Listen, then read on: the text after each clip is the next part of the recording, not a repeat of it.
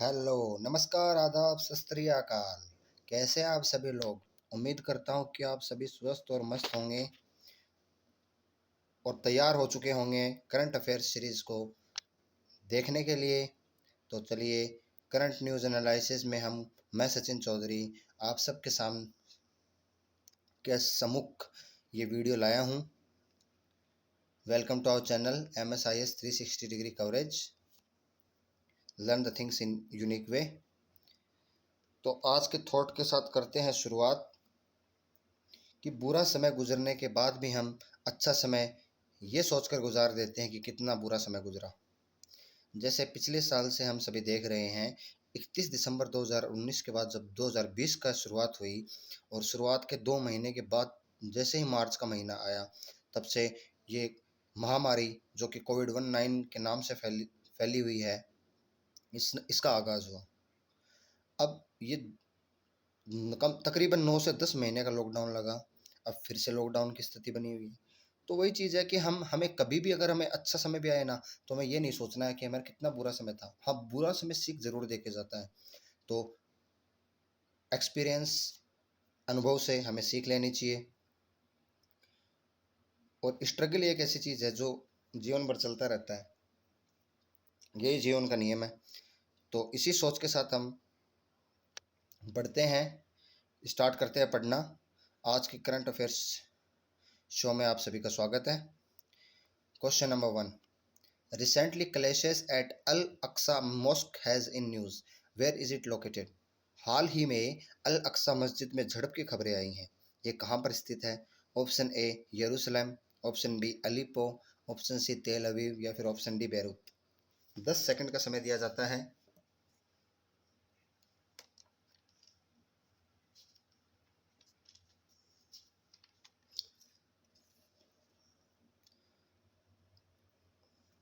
मुझे उम्मीद है कि कई स्टूडेंट्स इस न्यूज़ से वाकिफ़ होंगे और जिनको नहीं मालूम उनको मैं यहाँ पे एक्सप्लेन करूँगा। बहुत ही इम्पोर्टेंट न्यूज़ बनी हुई है ये जो करंट अफेयर सीरीज़ में मैं क्या करता हूँ, हमारा तकरीबन शुरू के जो क्वेश्चन इंटरनेशनल रिलेशन के रिलेटेड जो क्वेश्चन होते हैं वो हम लेके आते हैं। जो नए बच्चे जुड़े हैं उनके लिए जानकारी थी। चलिए, इस क्वेश्चन का आंसर जानने का समय हो चला है। तो क्वेश्चन नंबर 1 का आंसर ऑप्शन ए जेरूसलम होने वाला है। जेरूसलम इसका आंसर है। अब अल अक्सा मॉस्क ये है कहाँ पे, कैसी क्या इसकी लोकेशन है, क्या इसके पॉलिटिकल मायने हैं, क्या इसके रिलीजियस मायने, सभी मैं आपको बताऊंगा इस क्वेश्चन के माध्यम से। अब देखिए स्टूडेंट्स, रमज़ान का महीना चल रहा है। इस्लाम धर्म में जो सबसे एमिनेंट प्लेस है तो वो अल अक्सा मॉस्क कहलाती है। मक्का, मदीना और अल अक्सा ये टॉप 3 डेस्टिनेशन है जिसको सबसे होली पवित्र माना गया है। इस्लाम के जो सजदे में सर झुकाते हैं वो हमेशा मक्का और मदीना की तरफ सर झुकाते हैं। क्या आपको मालूम है, मक्का और मदीना जिस डायरेक्शन में थे उसी डायरेक्शन में लोग सर झुकाते थे सजदे के लिए। और अब जैसे कि अल अक्सा मॉस्क जब बना उसके बाद से अल अक्सा मॉस्क को उनसे भी ज़्यादा पवित्र, मैं कहता हूँ कि उनसे भी ज़्यादा होली माना गया। क्यों माना गया है वो भी मैं आपको बताऊंगा। तो ठीक उसी प्रकार अल अक्सा मॉस्क की तरफ सर झुकाते थे। अब ये न्यूज़ में क्यों बनी है, खबरों में क्यों बनी हुई है, ये आपको मैं बता देना चाहता हूँ। ये वहाँ के एक इमेज है। इस इमेज के माध्यम से मैं काफ़ी चीज़ें आपको बताने वाला हूँ। यहाँ पे हुआ क्या, यहाँ पे इजराइल की सेना ने पैलेस्टीनियों के ऊपर जो यहाँ पर नमाज अदा करने आए थे झड़प कर ली। कम से कम 200 लोग घायल हो गए। अभी रिसेंटली यूएई जिसने अब्राहम अकॉर्ड के हिसाब से इजराइल को रिकॉग्नाइज या मान्यता दी थी, यूएई ने भी इस चीज़ का विरोध किया है। ये जो आपको इमारत, ये भवन जो दिख रहा है आपको, ये आप देख सकते हैं, ये बाहर का व्यू है इसका। ये है मॉस्क, अल अक्सा मॉस्क जिसकी हम चर्चा कर रहे हैं। तो ये इमारत अल अक्सा मॉस्क ये लोकेटेड कहाँ पे है? ये स्थित है इजराइल में। अब दिमाग में क्वेश्चन ये आता है कि इजराइल किस चीज़ में फेथ रखता है, किस चीज़ में विश्वास रखता है। मीन्स कि इजराइल के जो लोग हैं वो यहूदी कहलाते हैं। यहाँ पे क्रिश्चियन धर्म के लोग भी हैं। लेकिन इस्लाम फेथ में ऐसी कौन सी चीज़ जो बिलीव रखें? कहा जाता है, क्योंकि इस्लाम धर्म का भी इस चीज़ के साथ बहुत बड़ा जुड़ाव है, वो क्या है वो आपको बता देना चाहता हूँ। कहा जाता है कि पैगंबर साहब ने मक्का से यहाँ तक की यात्रा एक रात में तय की थी। ये भी कहा जाता है कि पैगंबर साहब ने अल अक्सा मॉस्क खाकर ही आत्माओं से संवाद किया था। और तीसरा पॉइंट ये बनता है कि पैगंबर साहब ने यहीं से जन्नत की यात्रा शुरू की थी। यहाँ आए हो, यहाँ से उन्होंने जन्नत की यात्रा शुरू की थी। तो आप ये अंदाज़ा लगा सकते हैं कि पूरे मुस्लिम समुदाय के लिए ये कितनी इम्पोर्टेंट प्लेस है। ये लोकेटेड कहाँ पे है? जो यरूशलेम में लोकेटेड है। अब यरूशलेम जिसको यूएसए ने इज़राइल की कैपिटल का दर्जा दिया हुआ है, सिर्फ यूएसए ने इसको इज़राइल की कैपिटल का दर्जा दिया है। बाकी और जो अन्य कंट्री, जो अन्य देश, जैसे हमारे इंडिया भी जिसको इज़राइल की कैपिटल मानता है वो तेल अवीव को मानता है। किसको मानता है? तेल अवीव को। लेकिन यूएसए ने इसको दर्जा दिया है यरूशलेम को इसकी कैपिटल का। अब 1948 की मैं कुछ एक बात बता देता हूँ आपको। 1948 में समझौता हुआ था इज़राइल और जॉर्डन के बीच में। किसके बीच में समझौता हुआ था? इज़राइल और जॉर्डन के बीच में समझौता 1948 में हुआ था। अल अक्सा मॉस्क के दीवार के अंदर का प्रबंध मैनेजमेंट है वो वक्फ बोर्ड के द्वारा देखा जाता है। किसके द्वारा देखा जाता है? वक्फ बोर्ड के द्वारा देखा जाता है। वक्फ बोर्ड वो बोर्ड होता है जो सभी रिलीजियस चीज़ों के बारे में जान के देख रेख करता है। इसके चारों तरफ की जो रक्षा है वो इजराइल सोल्जर की हेल्प से की जाएगी, ये डील हुई थी। तो अब दिक्कत क्या है? यहाँ जेरूसलम में शेख जरा करके एक जगह है। ये जो आप इस इमेज में आप वेस्टर्न साइड में जो देख रहे हो, नॉर्थ वेस्टर्न में वो इलाका है। तो यहाँ पे शेख जरा करके एक जगह है जहाँ पैलेस्टीन लोग रहते थे। अब सुप्रीम कोर्ट ने फैसला किया है कि यहाँ पैलेस्टीन नहीं बल्कि इजराइलियों का शासन है। किसका शासन है? इजराइलियों का। इसलिए इजराइलियों ने वहाँ रहना शुरू कर दिया और पैलेस्टीनियों को हटाना शुरू कर दिया शेख जरा से। ये हालात बने हुए हैं प्रेजेंट में। फिर क्या होता है? शेख जरा के मुस्लिमों के सपोर्ट में इस मॉस्क के अंदर फायर क्रैकर्स चलाए गए विरोध के रूप में। किसके अंदर चलाए गए? इस मॉस्क के अंदर चलाए गए। जो आप देख पा रहे हैं ये मॉस्क है, इसके अंदर फायर क्रैकर्स चलाए गए। इजराइल की सेना अंदर एंट्री कर गई इस विरोध को शांत करने हेतु। इसको शांत करने के लिए क्या किया? क्योंकि चारों तरफ से जो घेराबंदी थी वो इजराइल की सेना कर रही थी। अब इन्होंने क्या किया कि इसके चारों तरफ इसको घेर लिया। फिर दोनों के बीच में डिस्प्यूट हुआ जिसके चलते 200 लोग घायल हो गए। कितने लोग उसके चलते घायल हो गए? 200 लोग घायल भी हो गए बच्चों इस चीज़ के चलते। ये इमेज गायब हो गई है यहाँ पे।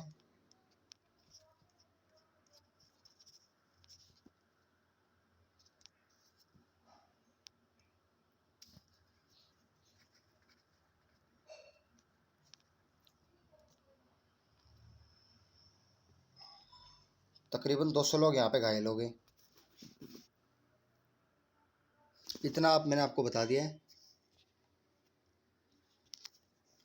मैंने आपको क्या कहा? देखिए अभी मैं आपको आगे पूरा मैप बताऊंगा तब समझ में आएगा।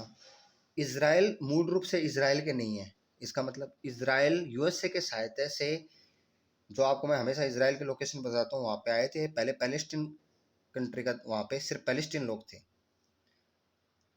हुआ क्या? इसराइल जो कि जर्मनी से तंग होकर वहाँ पे लाए गए थे, उन्होंने धीरे धीरे अपना वर्चस्व फैला दिया चारों तरफ। ये है, थोड़ा बैकग्राउंड के बारे में बता दूं तो इसराइल की सेना अंदर एंट्री कर गई इस विरोध को शांत करने के लिए और 200 लोग घायल हो गए। जो पैलेस्टीन थी, वो जो लोग थे वो कौन थे? पैलेस्टीन लोग थे। ये देखिए पहले का मैप देखिए, ये पैलेस्टीन हिस्टोरिक कम आप देख सकते हैं। ये पूरा जो ग्रीन पोर्शन दिख रहा है ये पैलेस्टीन के लोग हैं। ये इसके वेस्ट में मेडिटेरियन सी है। अब आप ये देखिए डायग्राम। फिर हिस्टोरिक इसके हिसाब से 1947 में जो यूएन पार्टीशन प्लान बना तब उसके अकॉर्डिंग ये जो वाइट कलर जो फैल रहा है ये इजरायली लोग यहाँ पे आए जो कि एक यहूदी हैं ज्यूस, जिनको जेविस कहते हैं, ज्यूस कहते हैं, जिनको जेविस कहते हैं। और ये पैलेस्टीन है जो ग्रीन कलर में। फिर देखिए 1967 में तो 22% सिर्फ बचे हैं पैलेस्टीन। फिर देखिए 15% पैलेस्टीन 2020 का ये अब का आंकड़ा है। ये देखो तब से लेके अब तक कितना बदलाव आ चुका है इस जगह में। आप समझ रहे हैं इस बात को? तो ये जो लोग घायल हुए हैं पैलेस्टीन लोग हैं, यहाँ तक कि ईयू जो कि यूरोपियन यूनियन और यूएस से भी चिंतित है कि इतनी होली प्लेस, इसको बहुत ही पवित्र जगह मानी गई है इस यरूशलेम को, क्योंकि माना जाता है कि यरूशलेम में ईसा मसीह का भी जन्म यहीं पे हुआ था, जो जीसस क्राइस्ट है उनका जन्म भी यहीं पे हुआ था। तो इस वजह से वो भी चिंतित है कि इस होली प्लेस में ऐसा हुआ क्या है। अब आपको ये जो चार्ट, ये डायग्राम दिख रहा है, इसमें 4 अलग अलग क्वार्टर दिखा रखे हैं। देखिए इमेज में सबसे इसमें राइट साइड में ऊपर की तरफ मुस्लिम क्वार्टर है, फिर क्रिश्चियन क्वार्टर आपको दिख रहा है, अर्मेनियन क्वार्टर और जीविश क्वार्टर ये दिख रहा है। अब अर्मेनियम वही है जिसका जिनोसाइड तुर्की ने किया था। ये 4 क्वार्टर में क्यों डिस्ट्रीब्यूट हैं? कहते हैं जितने भी लोग पैगंबर अब्राहम, यहाँ पे पैगंबर अब्राहम को मानते हैं, अब्राहम के अपना पूर्वज मानते हैं, उन सब का ओरिजिन यहीं से हुआ है। 1 स्क्वायर किलोमीटर एरिया में ये जो मॉस्क के चारों तरफ है, ये जो एरिया है, वहाँ पे ज्यूस, क्रिश्चियन और मुस्लिम का ओरिजिन हुआ है। सबसे पहले हम बात करते हैं मुस्लिम क्वार्टर के बारे में। तो ये माना जाता है कि पैगंबर साहब की जन्नत की यात्रा यहीं से शुरू हुई थी। अगर हम बात करें क्रिश्चियन क्वार्टर की, तो कहा जाता है कि जीसस क्राइस्ट ईसा मसीह को क्रूसेड भी यहीं पे चढ़ाया गया था, क्रूसेड किया गया था, उनको एक तरीके से फांसी पे चढ़ाया गया था। और ये जो अर्मेनियन ये क्वार्टर है, ये भी क्रिश्चियन धर्म को मानते हैं, तो एक तरीके से कॉमन हो गया पॉइंट। अब ज्यूइश क्वार्टर की बात करते हैं। वेस्टर्न और वेलिंग वॉल की हमारे आखिरी प्रेयर प्लेस यही है। ये मानते थे कि इनके जो प्रेयर करने का जो जगह है, वेस्टर्न और वेलिंग वॉल, वो इनकी प्रेयर करने की आखिरी प्लेस है, वो यहीं पे स्थित है। वो ये कहते हैं कि पैगंबर अब्राहम के बेटे इस कख की बलि भी यहीं दी गई थी। तो ये क्या, वर्ल्ड के 3, it is centre of world 3 religion, तो वर्ल्ड के 3 रिलीजन का सेंटर हो गया। अब आप बिलीव नहीं करोगे, मैं आपको फैक्ट बताता हूँ कि यहाँ पे अगर अल अक्सा में अगर कोई प्रेयर कर रहा है, तो इसकी एक प्रेयर 500 प्रेयर के इक्वल होती है, 500 प्रेयर के बराबर होती है। तो आप ये सारी चीज़ें जान चुके हैं।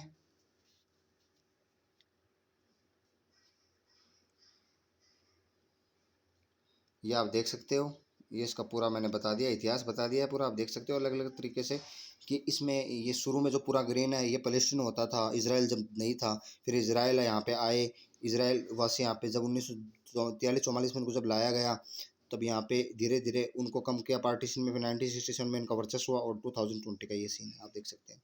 सिर्फ 15% लोग पैलेस्टीन रहे हैं 2020 में। Question number 2, I hope that ये क्वेश्चन आपको समझ में आया होगा। मैंने पूरा प्रयास किया समझाने का। बाकी और कभी कोई ऐसी चीज़ आएगी तो मैं और विस्तार से बताऊंगा, क्योंकि समय का थोड़ा यहाँ पे कमी है।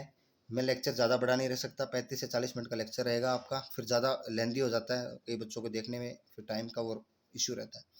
Next question, recently area around Thane creek flamingo sanctuary notified as eco sensitive zone, where is it located.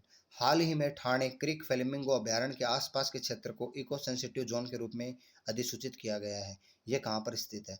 Option A Gujarat, option B Maharashtra, option C both A and B, या फिर option D none of the above. अगर जिन बच्चों को ठाणे की location पता है तो उसको उनका आंसर भी पता है। इस क्वेश्चन का जो आंसर है ऑप्शन बी महाराष्ट्र है। थाने क्रीक फ्लेमिंगो की बात हुई है। क्रीक का मतलब क्या होता है? क्रीक का मतलब ये होता है जब समुद्र के किनारे जो कटी छटी जो जगह होती है, ऐसे दरार जिन पे पड़ी रखी होती है, उनको कहते हैं क्रीक। अब फ्लेमिंगो जो ज़्यादातर यूजुअली विजिट हेयर कब विजिट करती हैं? देखो ये क्रीक फ्लेमिंगो सेंचुरी है, कब विजिट करती हैं? अक्टूबर से मार्च के महीने में विजिट करती हैं। जो स्मॉलर फ्लेमिंगो होती है वो ज़्यादा पिंक कलर में होती है, तो स्मॉलर फ्लेमिंगो यहाँ पे ज़्यादा आ रखी है, वो पिंक कलर में होती है। जबकि जो बड़ी वाली फ्लेमिंगो होती है, वो जो टोलर होती है और प्लूमेज दिखने में थोड़ी बड़ी होती है, वो वाइटिश कलर की ज़्यादा होती है, वाइट कलर में होती है। लगभग 1,50,000 फ्लेमिंगो विजिट किया है मुंबई मेट्रोपॉलिटन रीजन में इस साल। ये आप देख पा रहे हैं इमेज, जिसमें हुआ क्या है, 25% बढ़ोतरी हुई है पिछले साल के मुकाबले। पिछले साल जितने आए थे उसमें 25% बढ़ोतरी हुई है, तो इस साल 1.5 लाख फ्लेमिंगो यहाँ पे आई हुई हैं। तो अभी फैसला क्या हुआ है इस क्वेश्चन में, क्वेश्चन कहना क्या चाहता है कि इसमें है क्या, मुद्दा क्या है। मुद्दा ये है कि इन फ्लेमिंगो को बचाने के लिए और इस एरिया को बचाने के लिए, ताकि यहाँ पे फ्लेमिंगो विजिट करती रहे, तो गवर्नमेंट ने डिक्लेयर कर दिया है इस क्षेत्र को इको सेंसिटिव जोन। क्या कर दिया है गवर्नमेंट ने, इको सेंसिटिव जोन इसको घोषित कर दिया गया है। मीन्स कि यहाँ पे अब कोई भी कंस्ट्रक्शन वर्क नहीं होगा। लगभग 10 किलोमीटर इस एरिया से लेकर 10 किलोमीटर तक कोई भी कंस्ट्रक्शन वर्क नहीं होगा। और हाँ, इसके नियर बाय प्लेस में 48 स्क्वायर किलोमीटर एरिया को इको सेंसिटिव जोन घोषित कर दिया, 48 स्क्वायर किलोमीटर को, और 10 किलोमीटर दायरे में कोई भी कंस्ट्रक्शन वर्क नहीं होगा। अब फ्लेमिंगो ये जो है, अब आप सोच रहे होंगे कि सर ये माइग्रेट कहाँ से करती हैं, तो ये जिन जिन कंट्री से यहाँ पे माइग्रेट कर रही है उन कंट्रियों में शुमार है इटली, ग्रीस, स्पेन, फ्रांस और अफ्रीका। यहाँ से अफ्रीका जो कॉन्टिनेंट है यहाँ से भी काफ़ी फ्लेमिंगो माइग्रेट करती है। इंडिया का जो इन्वायरमेंट मिनिस्टर है उन्होंने डिक्लेयर किया है इको सेंसिटिव जोन को, और किसके अंडर आती है, उन्होंने जो डिक्लेयर किया है कुछ सेंसिटिव जोन को जो डिक्लेयर किया है, लेकिन ये चीज़ आती किसके तहत है, ये आती है इन्वायरमेंट प्रोटेक्शन एक्ट 1986। ये आप देख सकते हैं महाराष्ट्र ठाणे क्रीक का इमेज, इको सेंसिटिव जोन। ये देखिए इस तरीके से बनेगा चारों तरफ। तो उन्होंने इसके, ये देखिए और भी इसमें चीज़ें हैं, मैं सारी बातें आपको बताऊंगा, एक बार आप ये पढ़ लो। यहाँ पे आपको ये 4th पॉइंटर दिख रहा होगा, इन्वायरमेंट प्रोटेक्शन एक्ट 1986, इसके तहत इसको डिक्लेयर किया। In order to preserve flora and fauna, 2 type के मेजर लिए जाते हैं, एक को कहते हैं इन सिटू और एक को कहते हैं एक्स सिटू। देखिए ये चीज़ें आपको अभी नहीं लग रही होंगी, लेकिन जब आप बार बार ये चीज़ें आएंगी ना, आप करंट अफेयर सीरीज देखो, आप मेरी पूरी शो देखो, बार बार चीज़ें आएंगी तो आपको दिमाग में सेट हो जाएंगी। ये सभी इकोलॉजी के टर्म है। इन सिटू का मतलब होता है उन प्रजातियों को या उन फ्लोरा और फोना को प्रिजर्व किया जाए जिस जगह पे वो पैदा हुई है उसी जगह पे। जैसे कि इन सिटू में वाइल्ड लाइफ सेंचुरी आ गई, नेशनल पार्क नेचुरली, ओके। लेकिन एक्स सिटू में क्या होता है, उस चीज को या उस स्पीसीज को उस जगह से ले जाकर कहीं दूसरी जगह पे उसको कंजर्व करने के रख दिया जाए, जैसे कि जू में ले जाया जाए, बोटानिकल रिसर्च गार्डन में, उसको हम एक्स सिटू कहते हैं। क्या कहते हैं, एक्स सिटू। अब ये आपको दिख रहा है बायोस्फीयर रिजर्व जोनिंग। अब इसमें ये बहुत इंपॉर्टेंट चीज़ है, आपको पता होना चाहिए। हमारे बायोस्फीयर रिजर्व कितने, इंडिया में 18 बायोस्फीयर रिजर्व हैं। कितने, 18। बायोस्फीयर रिजर्व सबसे बड़े होते हैं, मतलब वाइल्ड लाइफ सेंचुरी उससे बड़ा नेशनल पार्क और सबसे बड़े बायोस्फीयर रिजर्व। अब इसमें क्या होता है, सबसे सेंटर में देखिए कोर एरिया, कोर एरिया में एम, यहाँ पे होता है मॉनिटरिंग, यहाँ पे मॉनिटरिंग किया जाता है, गॉट इट। अब इसके बाहर जो एक और सर्कल आपको दिख रहा है वो बफर जोन हो गया।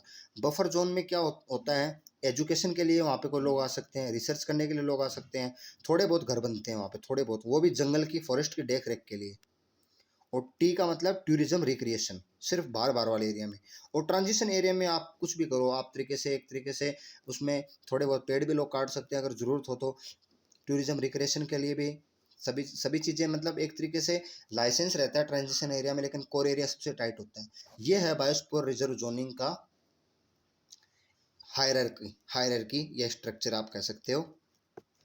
अब ये देखिए बायोडाइवर्सिटी में, ये अलग अलग इमेज में लेके आए हूँ आप सभी को समझाने के लिए, कि आप देखिए इसमें देख पा रहे हैं आप अलग अलग डाइवर्सिटी का मतलब विविधता, कि यहाँ पे आपको पेंगुइन भी देखने को मिल रहे हैं, एक्वेटिक एनिमल भी देखने को मिल रहे हैं, वाइट टाइगर देखने को मिलते हैं, कैट, और ये सारी वेजिटेशन एक तरीके से। अब legislation for biodiversity protection India में कौन कौन सी चीज़ें लागू कर रखी हैं, देखो इंडियन फॉरेस्ट एक्ट 1927 में आया सबसे पहला, ये लागू किया।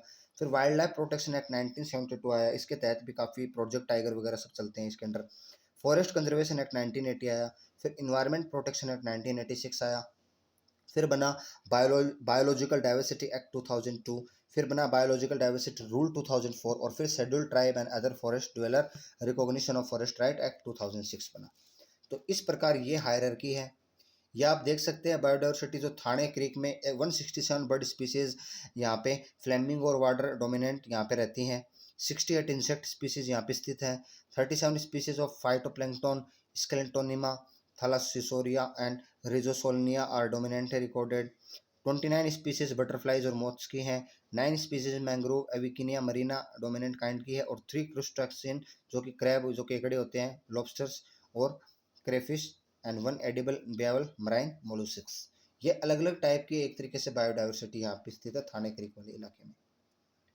तो ये न्यूज़ हो गई है, ये न्यूज़ मैंने कवर कर दी है, मैंने काफ़ी कोशिश की है आपको समझाने की।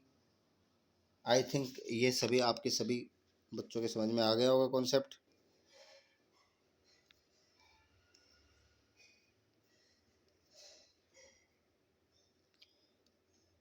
चलिए अभी बढ़ते हैं अगले क्वेश्चन पे। हाँ, इसमें थोड़ा सा एक ये कॉन्सेप्ट हो रहा है, इमेज नहीं शो हो रही है इसमें, little bit problem, I think little bit problem.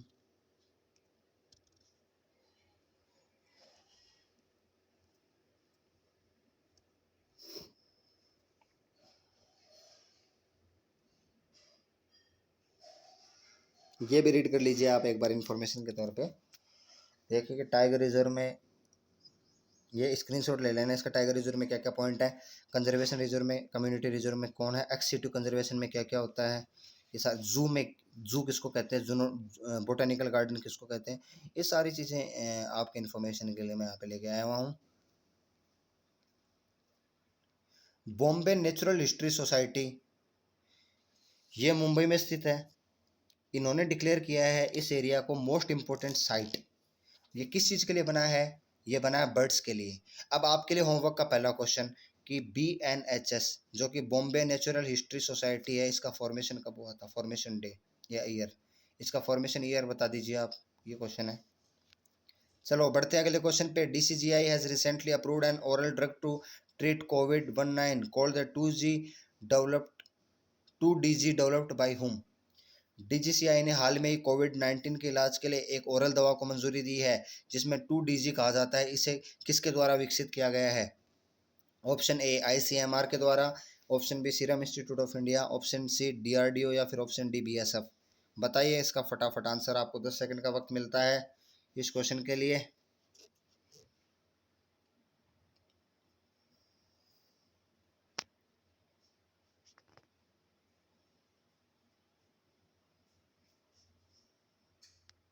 चलिए इस क्वेश्चन के आंसर बताने का वक्त हो चला है। इस क्वेश्चन का आंसर ऑप्शन सी DRDO है। DRDO ने इसको अप्रूव दिया है एक तरीके से। और DRDO के साथ कौन मिला है, DRDO के साथ जो मदद जो कर रहे हैं डॉक्टर रेड्डीज लेबोरेटरी है, उसके मदद के सहयोग के साथ। अब होगा क्या कि अब ये जो COVID-19 के लिए पहले तो रेमडेसिविर हो गई या कोवैक्सीन, ज़ाइकोविड, ये लग रही थी।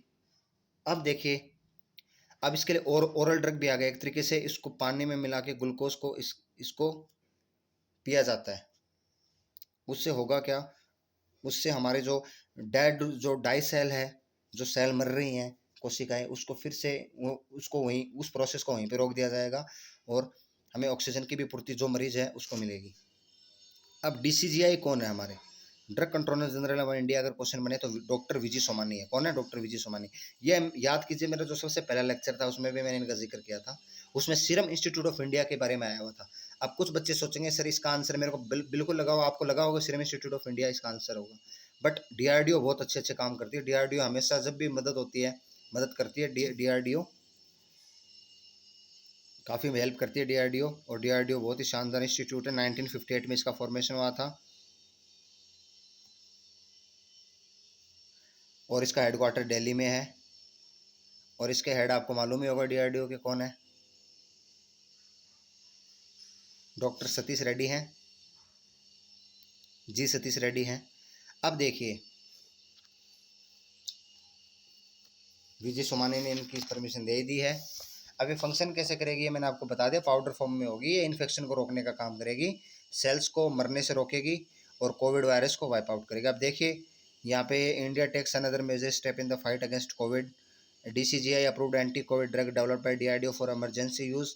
द ड्रग, अब 2DG का फुल फॉर्म क्या है, 2 डी, एक डी, इसी एक डी के अंदर ही है डिओक्सी डी, ये इसका फुल फॉर्म, और जी को ग्लूकोज, तरीके से ग्लूकोज है इसमें एक तरीके से। Has been developed by DRDO in collaboration with doctor Reddy's laboratory. The drug will help in faster recovery of hospitalize patient and reduce supplement oxygen dependence. जो ऑक्सीजन के लिए डिपेंडेंस हो रखी थी ना, कि ऑक्सीजन की कमी हो रही थी, तो अब वो जो खौफ है लोगों का वो निकल जाएगा। कोई हमें ये जब अवेल हो जाएगी तो ये अभी कुछ दुकानों में भी अभी मेडिकल शॉप्स में आने वाली है, तो ये बहुत ही अच्छी खुशखबरी है ये आप सभी के लिए। नेक्स्ट क्वेश्चन, वेयर है China's biggest uncontrolled rocket long March 5B has landed recently. चीन का सबसे बड़ा अनियंत्रित रॉकेट लॉन्ग मार्च 5B हाल में ही कहाँ पर उतरा है? Option A Pacific Ocean, option B Indian Ocean, option C Atlantic Ocean, या फिर ऑप्शन डी आर्कटिक ओशन। सबसे पहले तो इसका आंसर बताइए, फिर मैं बताऊंगा इसमें क्या हुआ था।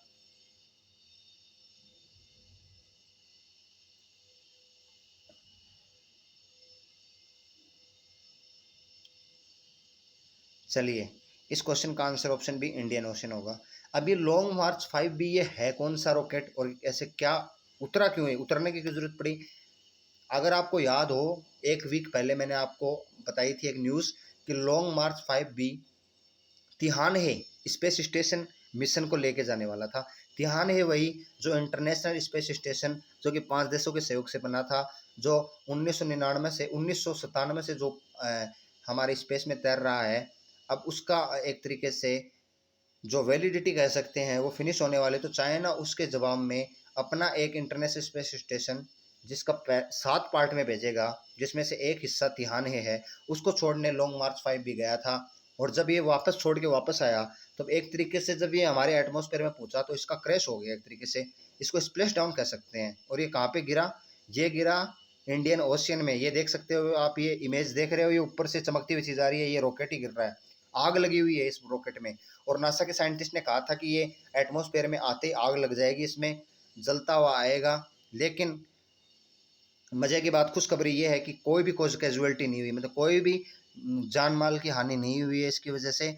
और ये जहाँ पे गिरा है उस प्लेस में मालदीव्स के पास में गिरा है, आप ये इमेज देख सकते हैं। इस कोऑर्डिनेट पे गिरा है 72.47 ईस्ट 2.65 नॉर्थ, ये इसका जो कोऑर्डिनेट है, इस कोऑर्डिनेट पे गिरा है। यहाँ से आप देख सकते हैं इसके नॉर्थ में इंडिया है स्थित है। आप बिलीव नहीं करोगे कि यहाँ पे जो आईपीएल जो रद्द हुए हैं, तो वहाँ के आईपीएल के जो कुछ खिलाड़ियों को यहाँ पे ठहराया गया है। तो अगर खुदा न खास्ता कुछ ऐसी बात हो जाती कि मालदीव्स के प्लेट्यू पे कहीं पे उनको ठहराया वहीं पे गिर जाता, तो बहुत बड़ा एक तरीके से संकट मंडरा सकता था। तो ये था इस क्वेश्चन में। ये आप लोकेशन देख लीजिए, ये लॉन्ग मार्च 5B एस्टिमेट लैंडिंग एरिया ये दिखाया गया है। एक तरीके से जब भी कोई रॉकेट या कोई चीज़ पानी में काफ़ी प्रेशर से ऊपर से गिरती है, उसको स्प्लैश डाउन कहते हैं। क्या कहते हैं? Splash down, SPLASH, splash down कहते हैं उसको। तो स्टूडेंट्स, मेरे ख्याल से आपको ये चीज़ समझ में आ गई है। बढ़ते हैं अगले क्वेश्चन पे। The global task force on pandemic recently has been made between which two of the following two countries. हाल ही में ही महामारी पर ग्लोबल टास्क फोर्स निम्नलिखित 2 देशों में किसके बीच बनाया गया है?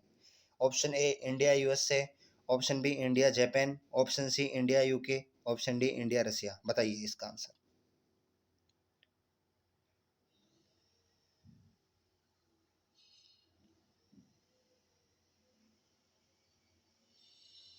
बच्चों, इस क्वेश्चन का जो आंसर है ऑप्शन ए इंडिया USA। जैसे आपको मालूम हो कि जो बिडेन ने इन्वायरमेंट से कॉम्बैट करने के लिए, फाइट करने के लिए 40 कंट्रीज की मीटिंग बुलाई थी, ठीक वैसे ही 40 बड़े इंडस्ट्रियलिस्ट, जिसमें से 3 बड़े भारतीय इंडस्ट्रियलिस्ट हैं, उनको भी बुलाया गया। जिसमें से एक सुंदर पिचाई है जो गूगल के CEO बन के बैठे हुए हैं, एक एडोबी PDF रीडर हैं, और एक डिलॉय के CEO हैं। ये 3 बड़े इंडस्ट्रियलिस्ट इंडिया की तरफ से आए हैं। एक तरीके से इनको बुलाया गया है। 40 industrial decide to make task force. अब ये जो 3 पर्सनैलिटी हैं, अब इससे पहले आप देख लीजिए global task force on pandemic response, ये है। ये जो 3 पर्सनैलिटी आपको दिख रहे हैं, सबसे लेफ्ट में आप देख रहे हैं सुंदर पिचई जी को, फिर पुनित रंजन जी, फिर शांतनु जी।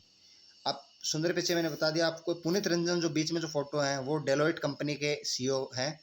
शांतनु वो CEO हैं एडोबी रीडर। आपने कभी देखा हो एडोबी रीडर होता है, एक तरीके से PDF रीडर होता है, उसके ये CEO हैं। तो इन 3 महानुभावों को बुलाया गया है। अब इसके बारे में कुछ चीज़ें आप रीड कर सकते हो। The global task force on pandemic recently announce that it is closely working with US India strategic partnership forum and in US India business council to make 3 immediate actions. अब इसमें 3 पॉइंट रखे गए हैं, वो कौन कौन से हैं? To source ship and deliver 1000 ventilator, ये क्या सुविधा मुहैया कराएंगे? ये एक तरीके से जितने भी वेंटिलेटर की ज़रूरत होगी वो शिप से डिलीवर करेंगे। To deliver 25,000 oxygen concentrators, 25,000 oxygen के जो कंसनट्रेटर है वो ये करवाएंगे प्रोवाइड। और साथ में ही to create chief human resource officer India action group, the group will provide practical information and idea to help Indian people. एक तरीके से chief human resource officer action group बनेगा, तो वो ग्रुप क्या प्रोवाइड करेगा? प्रैक्टिकल इन्फॉर्मेशन प्रोवाइड करेगा और आइडिया कि कैसे लोगों की मदद की जाए, भारतीय लोगों की। तो ये था इस क्वेश्चन के का सार। Next question, when is world migratory bird day celebrate every year? विश्व प्रवासी पक्षी दिवस हर साल कब मनाया जाता है? ऑप्शन ए मई 4, ऑप्शन बी 5 मई, ऑप्शन सी 6 मई या ऑप्शन डी 8 मई।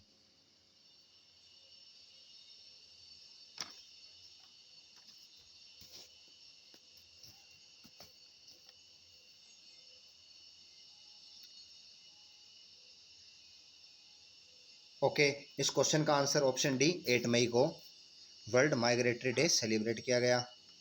ये देख लीजिए, वर्ल्ड माइग्रेटरी डे इसका जो 2021 का थीम है वो है sing fly soar like a bird, sing fly soar like a bird. Screenshot ले लीजिए, अगर पसंद आया तो अपने व्हाट्सएप स्टेटस में भी लगा लीजिए। अब पूरे वर्ल्ड की सबसे छोटी माइग्रेटरी बर्ड की बात करें तो वो कौन सी है? ये चिड़िया आप देख पा रहे कितनी छोटी चिड़िया है, इसको हमिंग बर्ड कहते हैं। क्या कहते हैं? Humming bird. और ये ऐसी बर्ड है जो उल्टी भी उड़ सकती है, इट कैन फ्लाई बैकवर्ड, ये उल्टा भी उड़ सकती है। जैसे अपन सीधे चलते हैं कोई बैक लेते हैं, ठीक उसी प्रकार ये उल्टी भी उड़ सकती है। अब आमतौर पर जो माइग्रेटरी बर्ड होती है वो, ये देख लीजिए आप, वो 30 MPH 30 माइल, एक तरीके से मिली किलोमीटर पर 30 माइल्स पर आवर की स्पीड से उड़ती है। अब एक माइल में 1.6 किलोमीटर होते हैं, तो आप इसको अगर 1.6 से मल्टीप्लाई करेंगे तो near about 48 kilometre per hour, 48 kilometre per hour की स्पीड से उड़ती है। और पर डे ये 533, देखिए आप, ये तकरीबन ये हर दिन 8 घंटे उड़ती है, हर दिन 8 घंटे उड़ती है। इसका मतलब ये 533 आवर्स की यात्रा तय करती है। कितने दिन तक उड़ती है आप ये देख सकते हो। आप इससे डिवाइड करोगे तो डे निकल जाएंगे, इसको 532 मान लेना, इसको आप निकल जाएंगे डे नियर अबाउट 2 मंथ से ज़्यादा, 65 डेज के करीब तो उड़ती है हर दिन 8 घंटे के हिसाब से। और इसकी स्पीड 48 किलोमीटर पर आवर की स्पीड से उड़ती हैं। तो अगर आप 8 घंटे में अगर आप ये देखेंगे तो तकरीबन 350 किलोमीटर की डिस्टेंस हर दिन तय करती है। देखिए आप, है ना कमाल की चिड़िया, है ना माइग्रेटरी बर्ड। जिस हाइट पे ये उड़ती है, जिस हाइट पे उड़ती है वो तकरीबन 37,000 फीट, यानी कि 18 से 21 किलोमीटर तक की ऊंचाई पे उड़ती है ये। मतलब ये ट्रोपोस्फेयर को छोड़ के स्ट्रेटोस्फेयर वाली लेयर में उड़ती है, जहाँ पे एरोप्लेन भी उड़ती है। एक बार तो क्या हुआ था, एक ईगल एक एरोप्लेन से टकरा गया, तो आप सोच सकते हो यहाँ से मगर दिखाई नहीं देते, इतनी ऊंचाई पे उड़ सकते हैं। अभी इनको, अब क्वेश्चन ये बनता है कि ये जो बर्ड्स है माइग्रेटरी बर्ड, ये अपने डायरेक्शन को कैसे पहचानती है कि मैं किधर जाना है किधर नहीं जाना? ये है ना काम का क्वेश्चन। 3 पॉइंट के बेसिस पे होता है। एक तो ये उगते हुए सूरज के डायरेक्शन और सूरज की लाइट किधर से आ रही है उसके मुताबिक उड़ते हैं। एक इनको स्टार्स की पोजीशन का पता होता है, स्टार्स किस पोजीशन में है, नॉर्थ स्टार जो होते हैं, नॉर्थ पोल स्टार, उनको सब पता रहता है। और सबसे अहम जो तीसरा पॉइंट है वो मैग्नेटिज्म ऑफ अर्थ। याद कीजिए, अर्थ का मैग्नेटिज्म मैंने बताया था, साउथ से नॉर्थ आता है फिर ऐसे घूमता है। तो अर्थ का जो मैग्नेटिक पावर है, जो मैग्नेटिज्म है उसका, उसकी वजह से भी इनको पता चलता है। इनको भगवान ने बहुत ही शानदार तरीके का एक तरीके से सेंस दिया हुआ है कुदरत ने। अब यूएन इन्वायरमेंट प्रोग्राम के तहत, according to UN environment programme, sign किया एक एग्रीमेंट किसके साथ? सीएमएस। सीएमएस क्या है? Conservation on migratory species. Conservation on migratory species के तहत इस चीज़ों को रिकॉर्ड किया गया है, world migratory day environment for the Americans. अभी आप रीड कर सकते हैं, हर साल वर्ल्ड माइग्रेटरी डे सेलिब्रेट किया जाता था सेकंड सैटरडे मई और अक्टूबर के बीच में। बट इस बार इसको 8 मई को मनाया गया है। पहले जब इसको मनाया जाता था वो 10 अक्टूबर को मनाया जाता था। तो आप ये समझ चुके हैं। और इसका मेन उद्देश्य क्या है? To increase awareness of migratory bird and their importance in international cooperation to conserve them. It also creates awareness for conserving the habitats of the migratory birds specially the wetlands. आप हिंदी में भी पढ़ सकते हैं ये न्यूज़। तो बच्चों, students, ये था आज का current affair series, current news analysis. I hope that you all must have liked this session. Thanks for watching. Do like, subscribe, press the bell icon to all, share as much as you can. तो मिलते हैं कुछ देर बाद। English का show लेके आऊँगा मैं, near about 2 hours के बाद में आपको मिलेगा इंग्लिश का। तो तब तक के लिए हैव ए मार्वेलस मंडे।